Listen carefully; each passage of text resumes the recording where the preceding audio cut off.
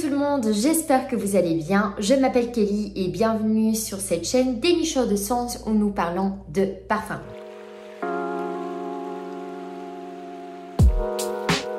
La vidéo d'aujourd'hui, telle que le titre l'indique, sera dédiée aux parfums épicés et j'ai tenu à faire une liste de parfums épicés qui sont unisexes, c'est-à-dire qu'ils sont tout aussi adaptés à la gent masculine qu'à la gent féminine.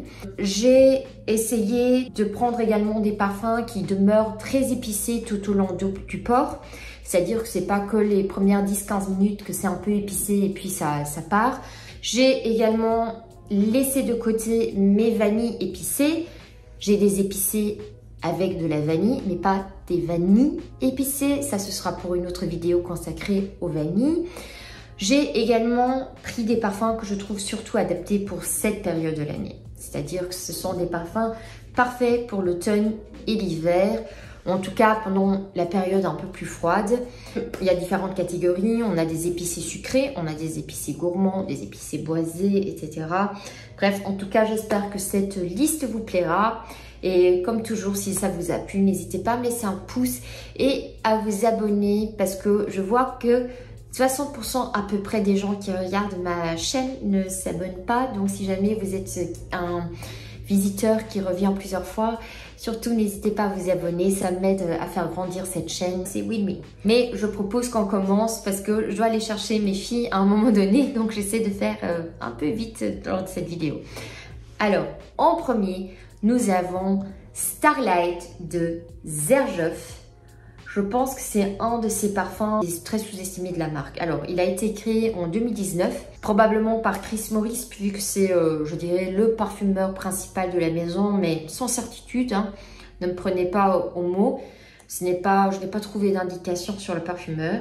Et Starlight, c'est donc un épicé sucré qui est juste parfait pour cette saison hivernale. On a une ouverture cardamome et agrumes bergamote très prononcé au début, mais ce qui va finalement se révéler de plus en plus au fur de l'évolution, c'est la cannelle. Et il y a également encore du clou de girofle, peut-être encore autre chose, mais en tout cas voilà une sacrée dose de cannelle qui est juste magnifique.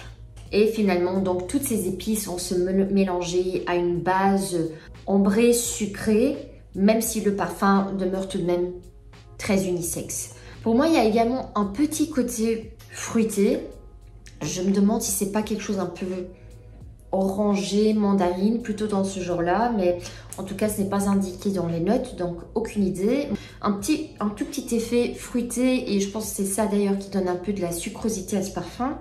Sacrée performance, je dirais que la projection sur ce parfum est quand même assez importante. Je l'ai porté il y a quelques jours à ma répétition de chorale. J'avais mis 3-4 parce que j'avais un peu oublié la performance de ce parfum.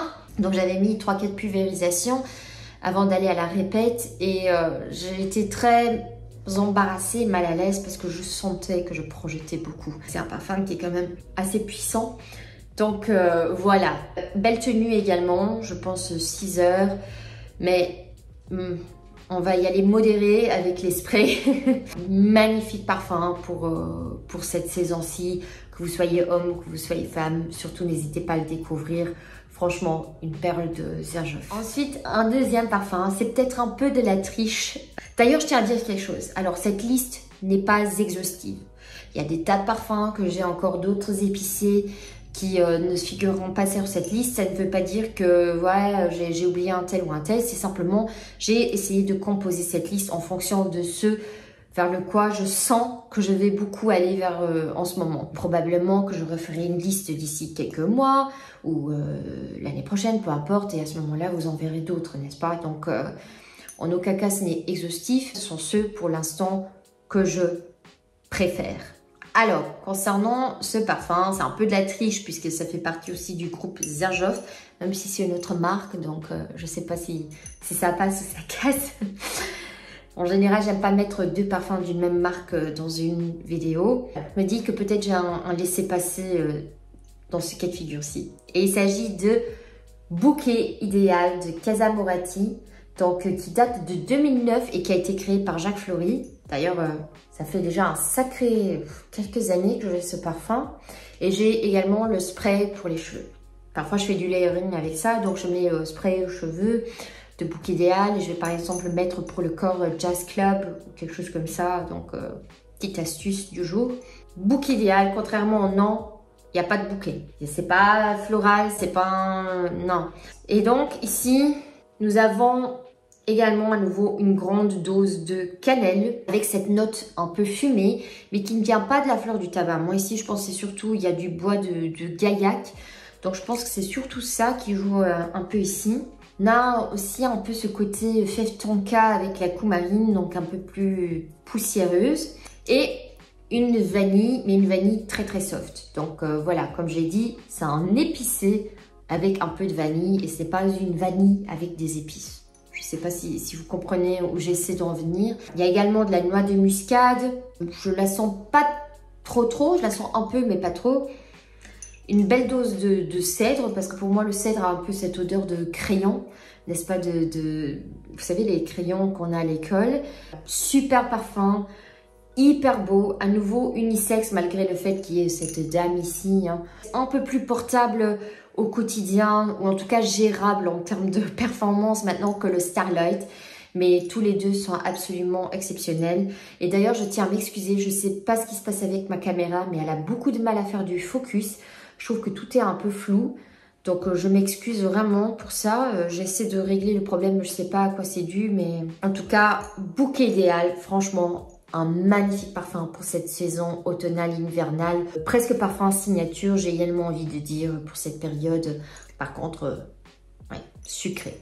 Donc, Bouquet Idéal de Casa Moratti. Ensuite, un autre parfum que j'avais une petite bouteille. Je pense que j'avais le format, est-ce que c'était 30 ml ou 50? Je pense que c'est 30 ml. Mais maintenant, en parfumerie, ils n'ont que les 100 ml. Et c'est un gourmand. Et il s'agit de Jungle de Kenzo, qui a été créé en 1996 par Dominique Ropion et Jean-Louis Sieuzac. Et qui dit parfum années 90, même s'ils ont été un peu reformulés, ils gardent quand même cette essence, n'est-ce pas? Dit un parfum hyper opulent. C'est très fort, ça vous met une tarte. Oh, mais qu'est-ce qu'il est bon! Alors, sucré, mais un sucré gourmand fruité, puisqu'il y a de la mangue, il y a de la pêche, il y a de la mandarine. Et pour le côté épicé, on a de la réglisse, du cardamome, carvi et clou de girofle. Il y a vraiment cette facette anisée et clou de girofle qu'on sent vraiment beaucoup dans ce parfum. Pour moi, il y a également un soupçon de cannelle. Ça ne figure pas dans les notes, mais moi j'ai l'impression des fois que j'ai également de la cannelle. L'image qui vient en fait en tête avec ce parfum, c'est ma mère, quand j'étais jeune, elle avait une recette qu'elle faisait, je sais plus ce que c'était, où en fait, il y avait un oignon dans lequel on insérait des clous de girofle. Et moi, ce parfum, l'ouverture, en tout cas la première demi-heure, je dirais, l'image qui vient en tête, c'est celle d'une mandarine dans laquelle on insère des clous de girofle. Magnifique, juste spectaculaire. Et vous me connaissez, vous savez que j'aime pas les gourmands. Enfin, pas trop, je ne discrimine pas, hein, mais ici c'est un gourmand comme je les aime parce qu'il a de multiples facettes. Donc on a un côté un peu poudré, mais vraiment très légèrement, un peu crémeux, fruité, épicé, très épicé et également exotique puisqu'on a ici de la mangue, on a de l'ylang-ylang, on a du gardénia, donc il donne un peu aussi ce flair exotique. Donc c'est juste génial, automne-hiver ou alors été, le soir, de pulvérisation maximum parce que c'est une bête hein, par contre celui-là. Vous vous étouffez avec si vous surdosez. C'est côté exotique en plein hiver mais qui reste cohérent, vous voyez, avec la saison. J'aimerais pas pour maintenant en plein hiver porter Oud Jaune Intense par exemple. Et on a également ici une belle base boisé vanillé qui, après cette ouverture très gargantuesque, vient un peu calmer le tout. Magnifique tenue.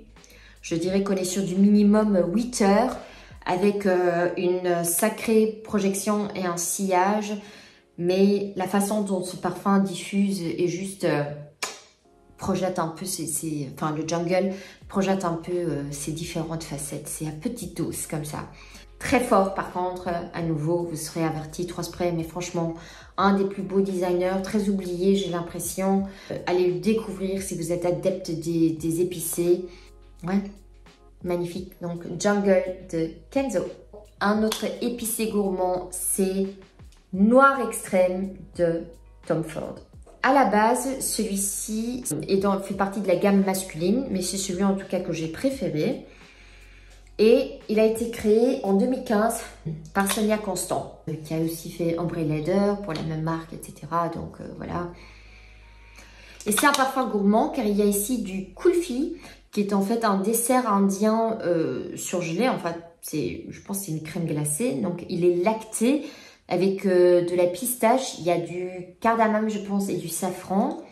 Ouais, bon, moi, j'aurais pas pu le dire. Hein. J'aurais dit, je sens effectivement un petit côté gourmand, mais c'est surtout, évidemment, très épicé. On a une ouverture qui est agrume, donc plutôt fraîche, mais quasi instantanément, après, on a les épices qui arrivent avec quelques accents floraux légers. Je le mets surtout le soir, lorsque je vais dîner dans un resto, lorsque je vais sortir. C'est plutôt le moment vers lequel je vais aller vers ce parfum. Et je dois dire que c'est un épicé qui est quand même chaud, il est super enveloppant, agréable, c'est un peu voluptueux parce qu'on a de la cannelle, il y a de la noix de muscade, donc c'est Tom Ford, Noir Extrême, unisexe, c'est moi qui le dis.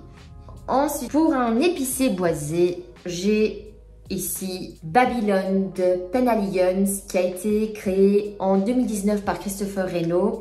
Et j'ai une drôle d'histoire avec ce Penhaligon's, c'est qu'en fait, je m'étais rendue à une boutique. C'était à l'époque la seule qui avait les Penhaligon's dans le pays. Et donc, je les ai demandé de tester si je pouvais tester les Penhaligon's. Ils m'ont dit qu'ils allaient arrêter. C'était peu après le Covid. Je pense que c'était fin 2020 ou début 2021, je suis pas sûre. Ils ont dit oui, qu'ils allaient arrêter les Penhaligon's, que maintenant ils avaient plus commandé de parfum. Et donc moi, dans un moment d'audace, je leur ai dit ok, si vous me faites 30 ou 40% de réduction, je prends le testeur. Il a accepté. C'est comme ça que je suis venue en possession de Babylone, donc qui est un épicé boisé. Vous prenez dès l'ouverture, en pleine poire, les épices, mais sans que ce soit trop piquant, vous voyez. Puis il y a une vanille qui apparaît, qui est un peu fumée, pas trop sucrée, qui vient un peu adoucir le tout avec un fond boisé. Donc il y a du cèdre qui est très présent ici et du bois de santal. C'est hyper joli. Donc ici, noix de muscade, safran, coriandre. Je dirais que c'est surtout ce côté safrané qui domine ici dans ce parfum. Mais ouais, très belle performance, assez discret pour être porté pour le quotidien, au quotidien, pour le bureau, etc. Probablement aussi un des plus faciles à porter dans cette liste d'aujourd'hui. Donc à nouveau, Babylone de Penhaligon's pour le côté épicé boisé. La lumière aujourd'hui. Ouais bon. Je voulais quand même faire une mention spéciale puisqu'on est sur les boisés. Ça ne fait pas partie vraiment de la liste maintenant d'aujourd'hui, mais je voulais quand même le repréciser puisqu'il s'agit ici d'un épicé boisé, surtout bois de santal. C'est le Gris Charnel donc de BDK. Je sais pas ce qui cloche avec cette caméra, elle fait pas de autofocus.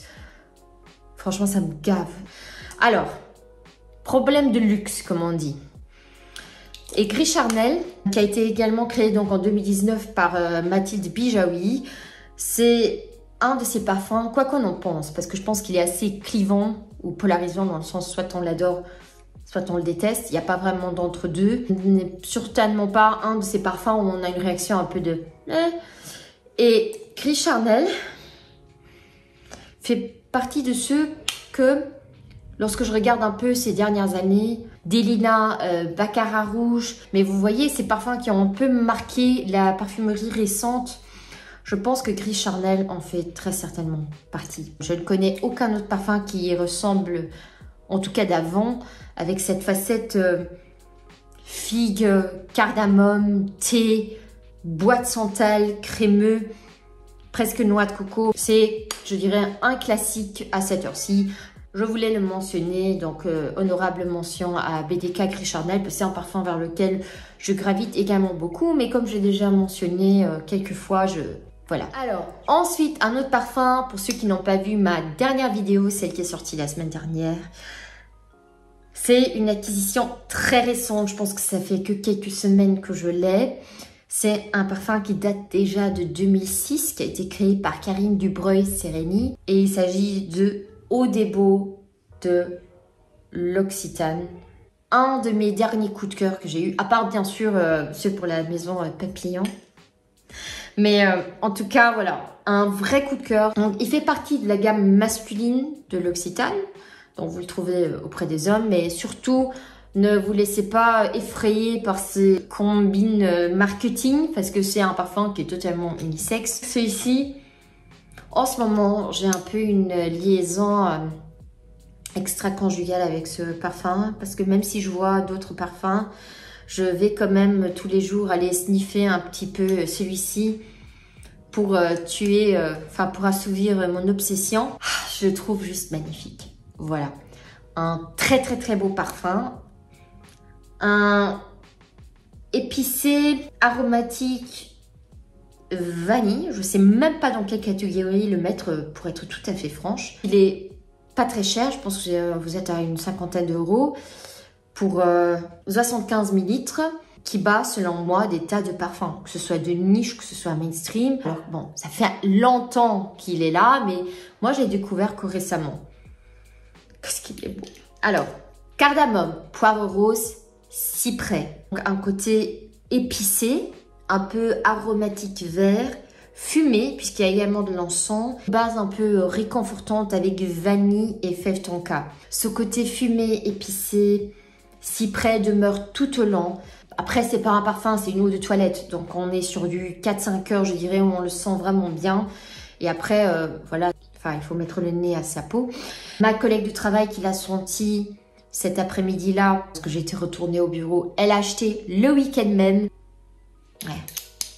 Magnifique, magnifique, magnifique. J'ai une petite obsession malsaine pour ce parfum. Donc, voilà, un parfum épicé, très récent dans ma collection, Eau des Beaux de l'Occitane. Maintenant, nous allons venir au parfum un peu plus complexe. Challenge un peu plus le nez et nous allons aussi venir à mes pas préférés, mais ceux pour lesquels j'ai vraiment une réaction un peu plus...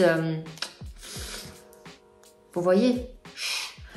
Alors, et nous allons commencer par un parfum. J'avais un échantillon. Après l'échantillon, je me suis acheté un décompte maintenant de 10 ml dans un des groupes Facebook de parfums que je suis. Alors, celui-ci, il s'agit de Noir Épice. Donc ici, j'ai le décompte. Noir Épice par Frédéric Malle, qui a été créé en 2000 par Michel Rudnicka. Très peu connu de la maison, je pense. Assez sous-estimé aussi, pour être tout à fait franche. Donc, beaucoup d'épices. Attendez, je vais le mettre ici. Une noix de muscade assez très en avant, mélangée à des notes poivrées, cannelle, clou de girofle. Donc, on est sur un épicé. Il y a également ici une légère facette, une petite facette florale avec du géranium. Donc, un peu cet effet de rose fraîche. Mais je dirais que l'ouverture du parfum, c'est surtout cette orange noix de muscade qui domine. Il y a un côté un peu aromatique, chouïa fumé. C'est un peu l'odeur d'une... pas une bougie, parce que tout de suite, on a cette tendance à se mettre cette image dans la tête de cette texture un peu cireuse, etc. ou mielleuse. Non, mais oui, il y a un peu ce côté... Ah, comment le décrire? Épluchure d'orange. Ouais, vous savez, quand vous faites ces bougies avec de l'orange, je ne sais pas si vous voyez ça, lorsqu'on vient à la période de Noël, on voit tout partout sur Pinterest, etc. Ces espèces d'astuces do it yourself. Et donc, il y a cette orange qui est vidée, on garde juste l'extérieur avec une bougie au milieu. Et donc, imaginez-vous cette image donc, de cette orange. Il y a même un petit côté amer, comme si c'était la pluche de l'orange, avec une bougie épicée. Voilà, c'est un peu l'odeur, c'est hyper agréable. Ou alors une crème corps, vous voyez, c'est comme de Rituals. Rituals fait parfois un peu pour les fêtes, etc. Des éditions spéciales. Et donc, imaginez-vous une de leurs crèmes corps, quand c'est pas les zen, etc. En général, pendant l'hiver, c'est toujours avec ce côté un peu légèrement épicé. Bah, imaginez-vous ça. Donc, une crème corps ou gel douche orange épicé. Et c'est ça. Parce qu'il y a une légèreté dans ce parfum. Je pense que de ceux que j'ai présentés aujourd'hui, c'est probablement le plus léger de la gamme. Et franchement, hyper beau, hyper agréable. Je pense que celui-ci, en été, le soir, je sais pas pourquoi, à cause des épices, j'ai tendance à aller seulement maintenant vers celui-ci. Mais je pense que peut-être le soir, actuellement, je ne l'ai mis que lors des périodes froides. C'est pour ça qu'il n'est pas encore beaucoup entamé. J'ai pas encore beaucoup gravité vers mes épicés parce que j'étais fixée sur mes ombrés. J'ai des phases comme ça. Hein. Je vais tout à coup me mettre sur les ombrés. Ensuite, je vais me mettre sur les épicés. Ensuite, sur les aldéhydés. Ou alors les irisés comme ça. Les parfums très éthéréens. Donc, ouais. Cherchez pas à comprendre. En tout cas, Noir Épice de Frédéric Malle. Magnifique parfum. Mais vu le prix, mieux vaut tester plusieurs fois avant d'acheter un tel parfum. Ensuite, nous avons un parfum où j'ai également des échantillons et vous allez comprendre pourquoi. Qui fait partie de la maison Memo. Et il s'agit du African Leather. Ouais, ça ne veut pas faire de focus. Bon, dommage. Mais j'en ai encore 4 qui me restent. J'en avais, je pense, presque une dizaine. Je sais pas pourquoi en parfumerie, on me les offrait à to go. C'est un de mes mémos favoris. Si vous avez vu ma vidéo sur la collection Cuir Nomade de Memo, vous savez que j'adore ce parfum. Il est en haut de ma wishlist, mais j'ai une règle, tant que je n'ai pas vidé des échantillons et si je trouve le format voyage, je vais d'abord le format voyage et si je trouve un décompte, d'abord le décompte avant d'acheter un parfum. African Leather est selon moi un des plus beaux de la maison Memo. Probablement aussi le plus populaire avec, je pense, probablement Sintra, mais je ne suis pas sûre. Donc celui-ci, le African Leather, il a été créé en 2015 par Aliénor Massonnet et c'est un épicé cuir, d'où peut-être la difficulté, ou en tout cas le côté un peu plus compliqué de ce parfum. Hyper sexy.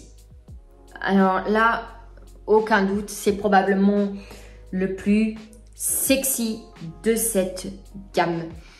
Épicé, on a du cardamome, il y a du poivre rose, il y a de la cannelle, il y a du safran, il y a du cumin.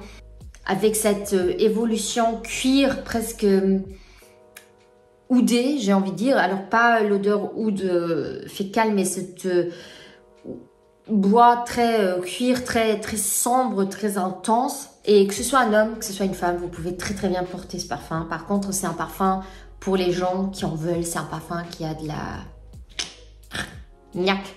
C'est pas un parfum gentil, c'est pas un parfum cuir classe. C'est un parfum qui... C'est pour moi c'est vraiment bad girl, bad boy, vous voyez, c'est très ou bad woman, bad man, pas Batman, je sais pas, il y a un truc tellement sulfureux dans ce parfum, c'est tellement vampire, j'ai l'impression d'être une, vous savez Angelina Jolie dans Mr. and Mrs. Smith, là quand elle est en lingerie noire là au début du film avec son manteau en cuir là, bah, c'est comme ça que je me sens lorsque je porte African Leather. J'ai pas la tenue mais je me sens comme si. Rouge à lèvres sombre chez les hommes, que vous soyez en costard ou que vous soyez en tenue décontractée, ça donne un côté un peu rebelle. Ah, c'est magnifique hein. Une tuerie. Franchement, j'espère pouvoir à un moment donné finir ces échantillons, mais c'est vrai que voilà, comme j'ai dit, je le porte que le soir. C'est pas un parfum que je mets en journée. Ça, c'est pour mon humeur vampire et séduction. Magnifique. Nous allons venir au roi des épices. Ce n'est toujours pas mon top 1, mais on y est presque. Est-ce que vous devinez de qui il s'agit? Est-ce qu'une liste par moi-même pourrait ne pas l'inclure? Il s'agit d'un Serge Lutens, évidemment, et c'est Araby. Donc, celui-ci est également créé donc par Christopher Sheldrake en 2000. C'est un parfum, probablement avec le numéro 1. C'est le plus difficile et le plus complexe d'aujourd'hui. Serge Lutens a la particularité, soyons honnêtes, que j'aurais pu les mettre tous. j'ai choisi celui qui pour moi est vraiment le plus emblématique de ce qui est cette catégorie épicée. Là, on est un peu plus dans les orientaux, mais en tout cas, celui qui pour moi est le plus emblématique de ce côté épicé. Et je dois remercier Chérie qui a une chaîne qui s'appelle The Top Note. Je mettrai quelque part par ici le lien ou alors en barre d'infos. Qui est une Australienne, c'est une dame. Ce n'est pas une fille, c'est une dame hyper belle, hyper élégante. Je la trouve absolument charmante, agréable à regarder, agréable à écouter, qui en fait m'a lancé sur l'envie de découvrir les Serge Lutens et notamment celui-ci, Arabi. Alors ce parfum,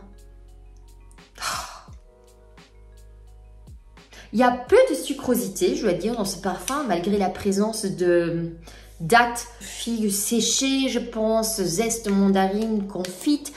Donc, il y a quand même beaucoup de fruits secs. Là, il y a également du labdanum, il y a de la fève tonka. Mais malgré tout, c'est un parfum qui, je trouve qu'il y a peu de sucrosité.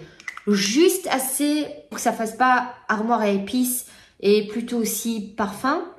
Mais, ouais, ici, les épices sont très clairement sur le devant de la scène. Donc, nous avons clou de girofle que je sens beaucoup ici, ainsi que la noix de muscade. Donc, c'est des épices avec un côté un peu sec, presque poussiéreux. Mais qu'est-ce que c'est beau. C'est vraiment beau. Ce n'est pas un parfum qu'on achète en blind buy.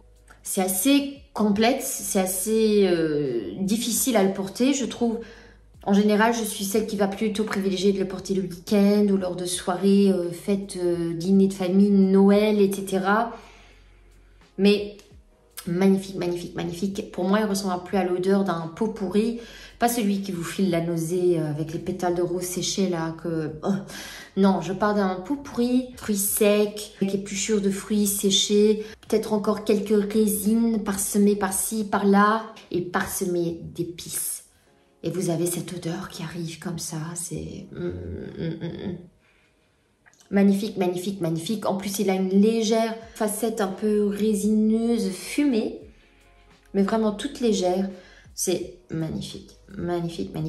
Si vous êtes fan d'épicé, si ça ne vous fait pas peur, vous devez absolument tester Arabi. C'est une tuerie. Celui-ci, par contre, projection et sillage plutôt intime, je dirais, ce qui est propre un peu à Serge Lutens, mis à part quelques exceptions. Mais j'aime bien. Moi, j'ai pas besoin d'être à chaque fois la personne que tout le monde sent venir à 2 mètres. D'ailleurs, j'ai plutôt tendance à privilégier les parfums discrets en général. Mais très belle tenue, je dirais, allez, facilement 7 heures. Projette pas beaucoup, mais laisse quand même un petit sillage. Hein. Donc voilà, magnifique parfum de Serge Lutens, Arabi. Ensuite, mon Nec Plus Ultra. Mon favori, mon indétrônable. J'ai failli le mettre dans une autre vidéo parce qu'à la base, c'est un ambré. Mais comme j'ai déjà essayé de l'expliquer dans ma vidéo sur les ambrés, dans ma tête, j'essaie de me dire si j'ai envie d'un épicé, vers quoi je vais aller. Et c'est vers ce parfum que j'ai envie d'aller. Voilà, c'est une marque que j'affectionne particulièrement. Je pense que c'est la première fois que je la mentionne sur ma chaîne. Cette vidéo-ci est l'opportunité pour vous parler de mon amour pour la maison Tower, donc Andy Tower, qui a créé ce parfum, donc l'air du désert marocain en 2005. Alors, déjà j'aime la marque et j'aime le parfumeur. Je remarque d'ailleurs que ces derniers temps, j'ai plutôt tendance à suivre des parfumeurs plutôt que des marques. C'est-à-dire que dès que ça a le nom de Christopher Sheldrake, je vais y aller. Après, Christopher Sheldrake, il a fait, je pense, il est surtout connu pour avoir fait des parfums pour Serge Lutens et quelques Chanel avec Jacques Paul, je pense, notamment Coromandel, Sycomore, qui aurait pu figurer sur cette liste, mais j'ai un peu du mal, j'avoue, avec Sycomore. Il y a donc Andy Tower qui fait aussi des parfums pour sa maison, et j'ai également ça avec Liz Morse qui fait les parfums. Enfin, c'est la créatrice de la maison Papillon Artisan, aussi également le parfumeur derrière les parfums. Et Antoine Lee, qui est un peu plus, voilà, il fait un peu son petit... mais que je suis d'être très près pour son travail. Je pense que c'est vraiment le parfumeur qu'il faut le plus garder en vue pour les prochaines années. Surtout si vous êtes fan plutôt de parfums niche. Je pense qu'on connaît tous maintenant Quentin Biche. Il fait des parfums très très beaux, n'est-ce pas? On a vu Ganymède, Delina, etc. Il a fait, voilà, il a fait des chefs-d'œuvre.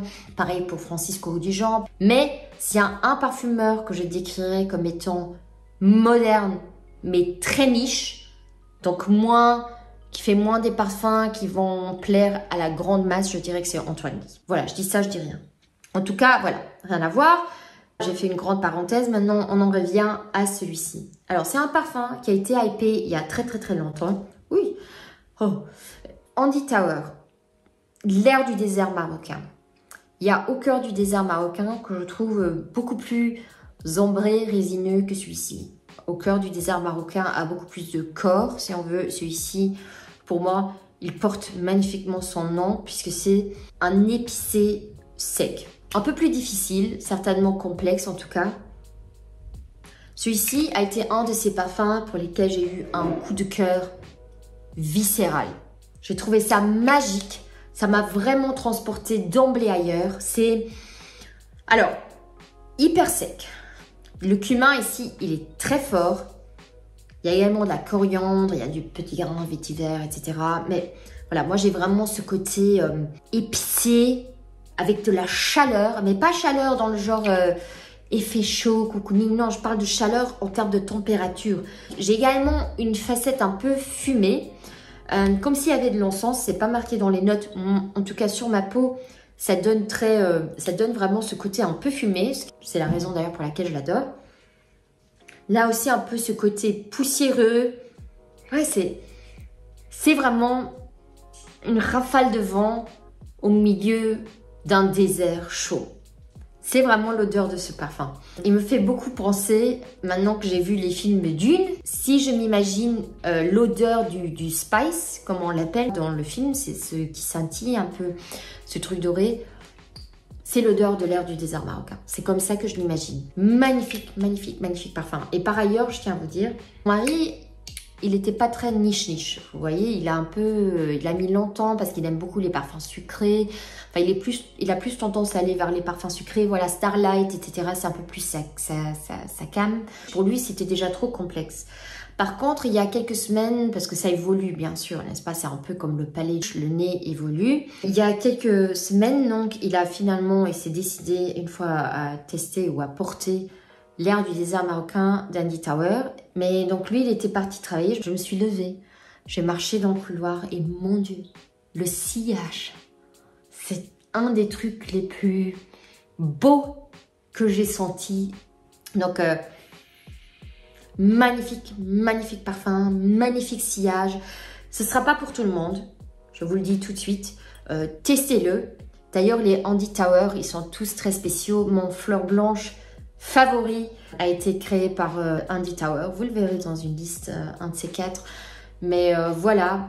Et testez les deux si ça vous intéresse. D'ailleurs, je peux faire une vidéo comparant le Au cœur du désert marocain et l'air du désert marocain pour que vous décidiez ce que vous préférez. Mais voilà. C'est mon préféré dans cette catégorie épicée. Et je pense que même si je refais la liste dans 1 an ou dans 3 ans ou dans 5 ans, il y figurera encore puisque je suis extrêmement fidèle à ce parfum. Donc voilà, cela conclut la liste d'aujourd'hui. Je suis désolée pour la qualité de l'image. Croyez-moi, je travaille pour améliorer un peu ces points-là. Pour le reste, alors, il y en a beaucoup que j'ai pas cités. J'aurais pu nommer des tas de lubins. Il y a le Epic Woman de Amouage, etc. Bref, ce sera encore pour d'autres vidéos. En tout cas, pour aujourd'hui, je me suis focalisée sur ces 10-là. J'espère avoir pu vous inspirer et inciter peut-être à en essayer l'un ou l'autre. Faites-moi savoir ce que vous avez pensé de cette vidéo ou quel est votre épicé numéro 1. Et en attendant, je vous dis à très bientôt. Portez-vous bien. J'étais heureuse de passer ce moment avec vous. Ciao! Rudnitska. Oh, purée, ça me semblerait un peu... Je sais pas, j'aurais l'impression de... Ouais, c'est un peu comme... Ouais, voilà, c'est pas pour moi. Une certaine...